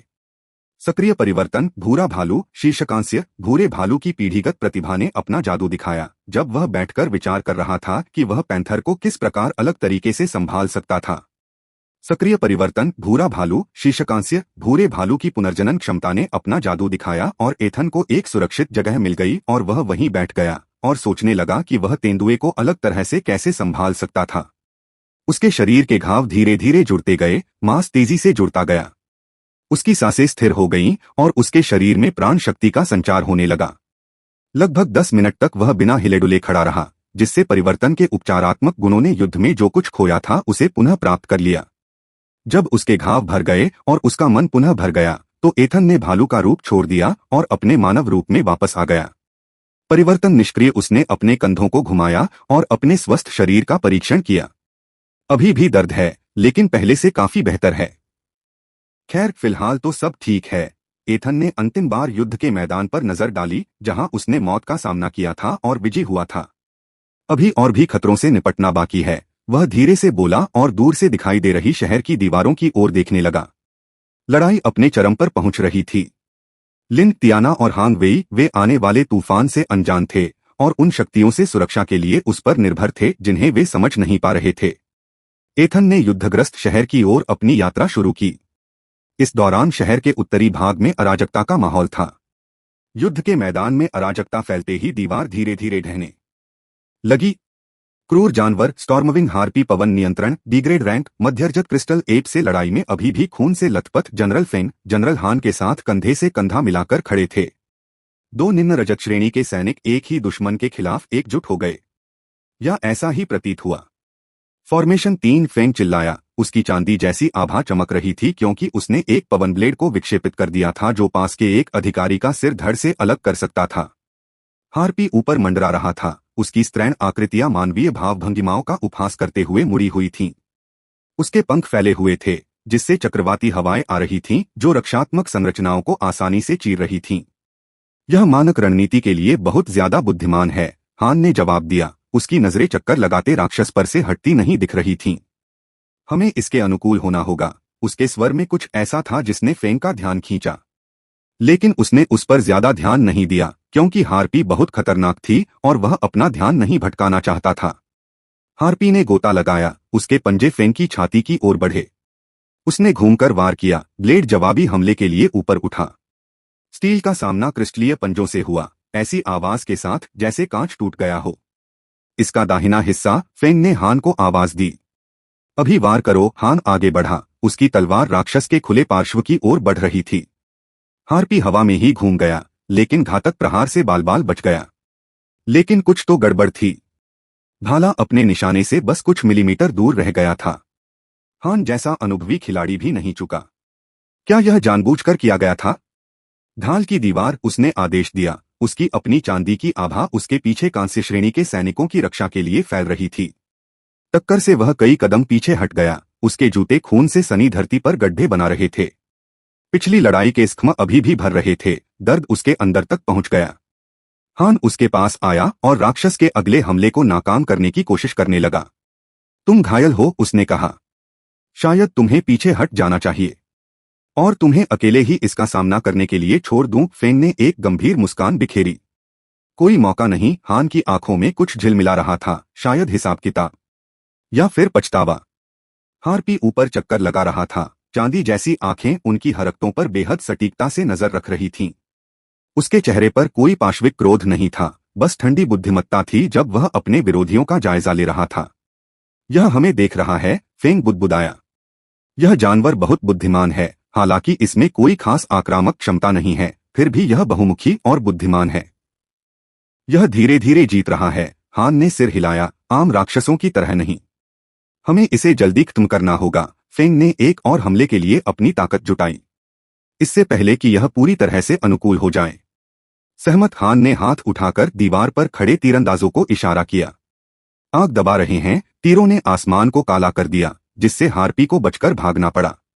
वह प्रक्षेपास्त्रों के बीच से बड़ी शान से उड़ता रहा, लेकिन इस हमले ने अपना मकसद हासिल कर लिया। कुछ पल के लिए राक्षस की गतिशीलता को सीमित कर दिया। फेंग ने मौके का फायदा उठाया और हान के आगे बढ़ते हुए उसके पार्श्व को घेर लिया। उनके समन्वित हमले ने हार्पी को पीछे धकेल दिया और उसके कई छोटे छोटे घावों से चांदी जैसा खून बहने लगा। एक क्षण के लिए तो जीत संभव लग रही थी, फिर कुछ बदल गया। युद्ध के मैदान के उस पार हार्पी की नजरें हान से मिली। एक ऐसा पल जो मुश्किल से एक धड़कन तक चला, लेकिन उसी पल उनके बीच समझ विकसित हो गई। फेंग को लगा कि कुछ गड़बड़ है, लेकिन वह उसकी जड़ नहीं समझ पा रहा था। सहज वृत्ति ने चीखकर चेतावनी दी और उसने पीछे हटते हुए राक्षस पर हमला कर दिया। यह कमजोर पड़ रहा है, उसने हान को पुकारा। एक आखिरी धक्का। हार्पी ढही हुई दीवार के एक हिस्से की ओर पीछे हट गया, अपने पंख फैलाकर बचाव की मुद्रा में। उसकी आंखें शांत रहीं, बहुत शांत। फेंग थोड़ा हिचकिचाया। उसकी युद्धभूमि की सहज प्रवृत्ति उसके मन पर हावी हो गई। कुछ ठीक नहीं था। राक्षस को घेरा नहीं गया था, वह स्वयं को स्थिति में ला रहा था। हान, यह एक जाल है। उनकी चेतावनी बहुत देर से आई। हार्पी के पंख आगे की ओर बढ़े, जिससे कोई हमला नहीं हुआ, बल्कि धूल और मलबे का एक भंवर सा उड़ गया। दृश्यता पल भर में शून्य हो गई। धूल के तूफान ने जनरलों और राक्षस दोनों को अपनी चपेट में ले लिया। फेंग ने अपनी आंखों को बचाने के लिए अपना हाथ ऊपर उठाया और उस अंधेरे बादल के बीच अपनी रक्षात्मक मुद्रा बनाए रखी। तेज हवा में आवाजें विकृत हो रही थीं, जिससे कानों से विरोधियों का पता लगाना नामुमकिन हो गया था। हान, मुझ पर, वह चिल्लाया। उसकी आवाज प्रचंड तूफान में मुश्किल से सुनाई दे रही थी। उसके दाहिनी ओर हलचल महसूस हुई। धूल के बीच से एक जानी पहचानी चांदी जैसी आभा आ रही थी। उसे राहत की लहर दौड़ गई। हमें चाहिए। फेंग की पीठ में अचानक और जोरदार दर्द उठा। किसी ठंडी और बेहद नुकीली चीज ने उसके कवच को भेद दिया था। उसकी मांसपेशियों और जरूरी अंगों में घुस गया था। क्या